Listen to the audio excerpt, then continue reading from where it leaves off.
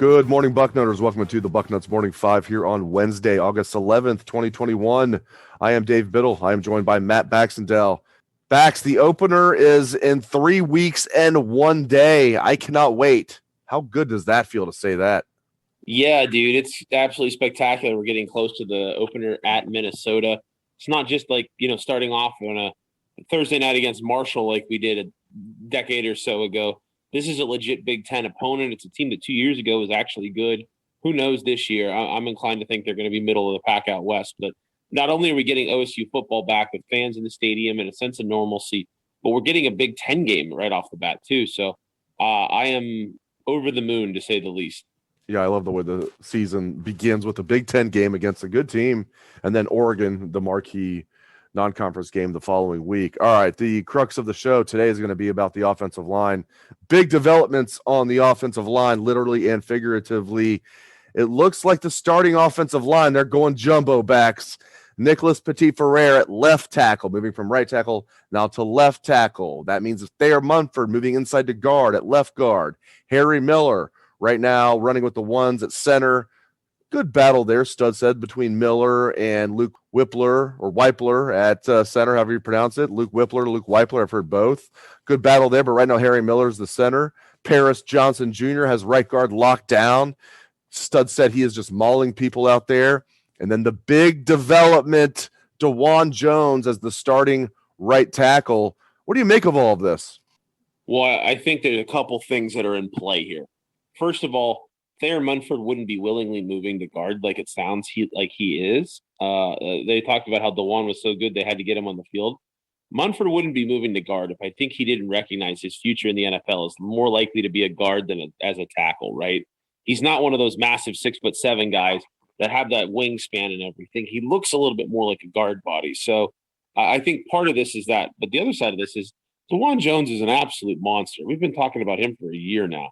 As a kid, where it's like, man, if it ever comes together, you've got a Jonathan Ogden kind of body on him. So, it seems like it definitely has come together. Remember, we were talking a month or two ago about saying maybe Jones isn't going to stick around because he's ready to play. Well, clearly, that side of the line with Johnson and Jones is going to be absolutely massive, to say the least. So, I think this is going to be.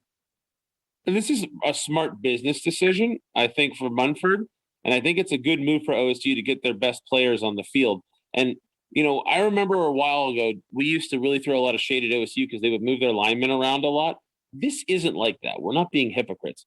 Back in the day, it was, well, the center's starting at center this week and he's a tackle the next week.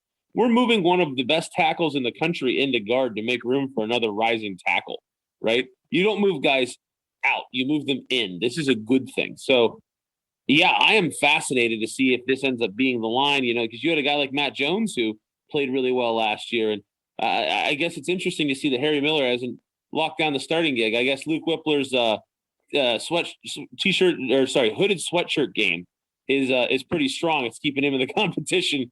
I don't know. But I think right now OSU's shaping up to have a whale of an offensive line, and they're shaping up to have a ton of depth too.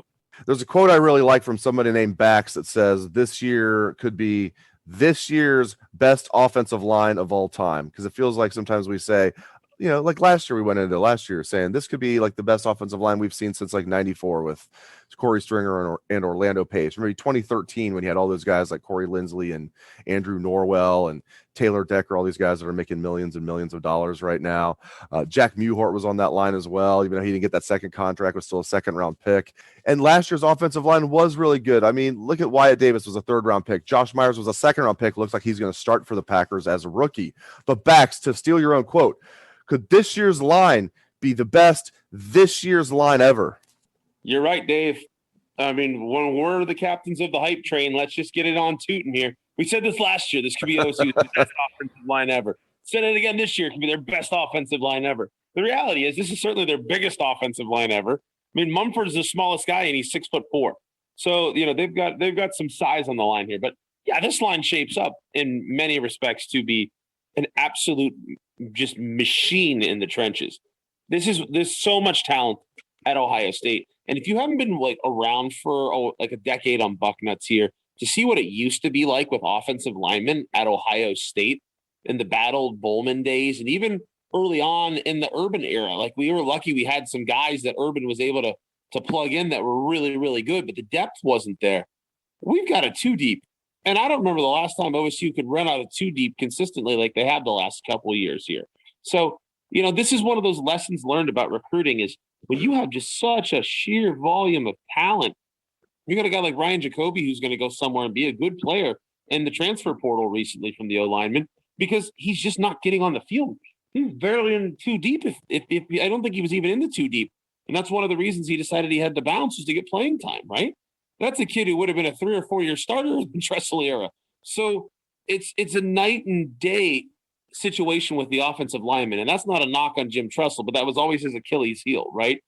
Ohio State's offensive line talent and depth right now is unparalleled in the history of the program. I will go far as to say that without hype or without any sort of overstating the situation. Whether the starters this year are better than the Pace Stringer line everybody talks about, or the Brew Crew, or the big line that you mentioned in 2013 or last year or whatever, I don't know. But this is the deepest Ohio State's offensive line room has ever been. And I don't really think that's much of a debate. So what do you make of Greg Studrawa? Where does this leave him? He's taken some heat from fans, I think, when you look at it. I mean, he's landed some big-time recruits, and also he's landed some guys that are three-star recruits like DeJuan Jones that he's now developed into starters. Things are looking pretty good for Stud. Yeah, I don't get the Stud hate. It's kind of like when people, they always have to have somebody to kvetch about, right? Like, Alford was the bum for a while until, hi, Trevion Henderson and Evan Pryor later. Never mind, right?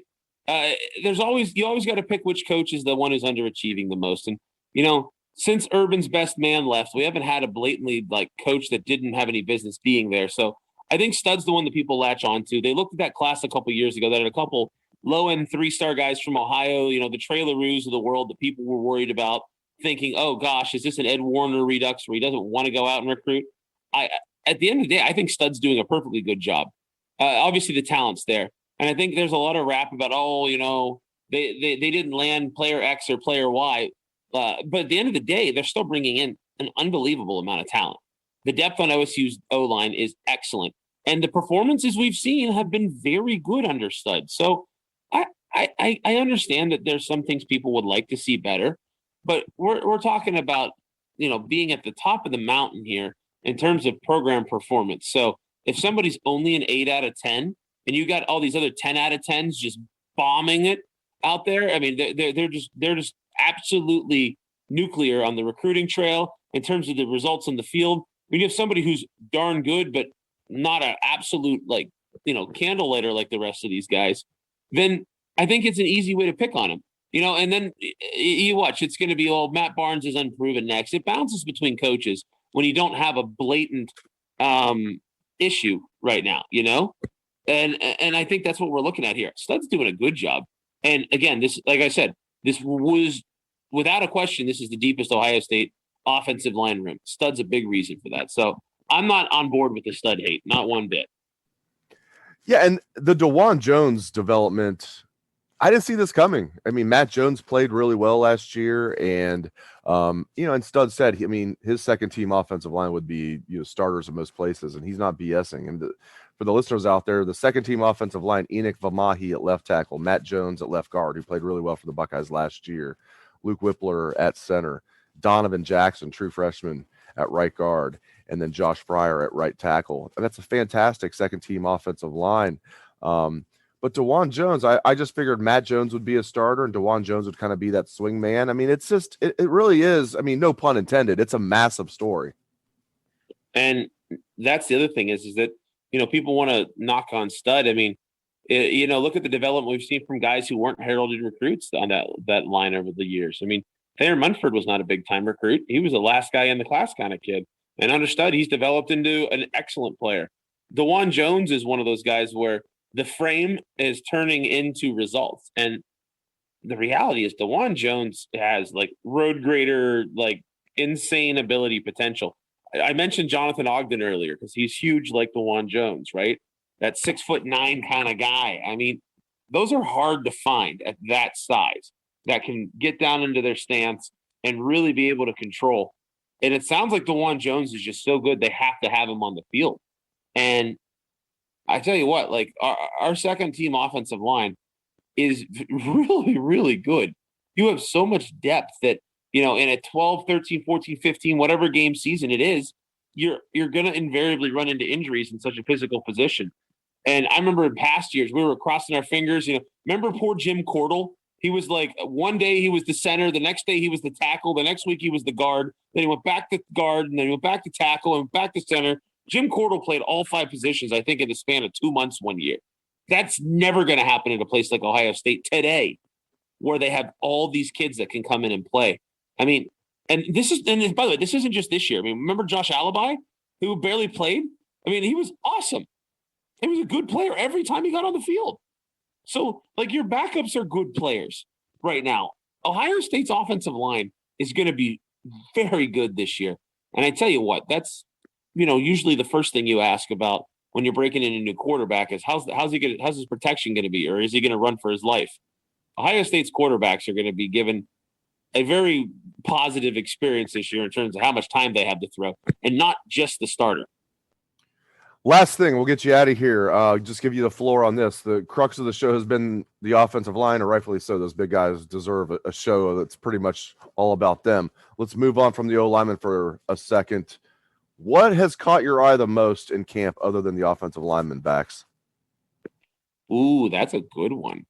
Well, I think the thing in camp that's caught my eye the most is the absolute dearth of knowledge about the linebacker position. We keep talking about probably 7 or 8 guys at this point.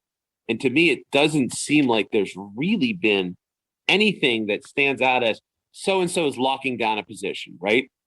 You'd hope to start seeing that among the linebackers right now. And that was the spot over the summer that, like, I think we all kind of came around out of the spring thinking, most of us would have anticipated the secondary being a bigger concern. But I'm not, like, we're hearing that the linebackers are, quote, good. They're doing fine. Nobody's grabbing jobs. Like, there's no, like, look at him, he's taking over that role. There's no breakout guy. And to me, that's the biggest question mark on this season. And that's kind of sitting me here making me go, because we could talk about the splash stuff, right? We could talk about how, JSN is just as good as the top 2 receivers, and the guys behind him are right there. We could talk about the fact that Mayan Williams has been getting the first carries at running back, and odds are he's going to be one of the starters. But frankly, I think Master Teague's going to fall down that depth chart. We could talk about the defensive line and how good it's going to be yet again. We could talk about some of these younger defensive backs that are looking really good that we're hearing a lot of nice things about. I'm really excited about Ryan Watts personally. But what we're not hearing is about the linebackers enough in my book. What about you, Dave? That, to me, the linebackers stand out like a sore thumb just by sort of omission when they're talking about X and Y and Z and how they're ranting and raving about how some player's really coming on. That's my biggest concern by far is the linebackers. And, there's talent there. They've got some decent depth, but, you look at some of the other positions, it's like they're just overflowing with talent and depth. Linebackers, it's like if you squint hard enough, you can be like, okay, I could see them having a good year. That's my major concern for sure, Bax. Yeah, and I mean, it just seems like it's kind of being glossed over with all the other shiny objects, right? And until we start getting some tangible answers, like you said, the squinting thing's a really good comparison. I hope PG is going to be the answer here. I'd love a USC transfer to show up as a former 5-star and fix things. I'd love Dallas Gant or Taraji Mitchell or all these other guys to have a year, right? I mean, but, like, I'm not convinced you're not going to see one of the younger guys like Simon or Carrico pick up a role. And the reality is it seems like we have a lot of guys who are going to be okay. But if you want to win a championship, a national championship, you want to beat, DJ Ungalele and Clemson and Alabama and the schools that we're here to beat, you're going to need those linebackers to play at a high level. There's no star linebacker, right? We could look at the other position groups, and I could point out 1, 2, 3, 4, 5 guys that are star level players. I mean, we just talked about the offensive line. How much time do the big guys get? We just had a whole show about the offensive line, right? There are multiple star level linemen.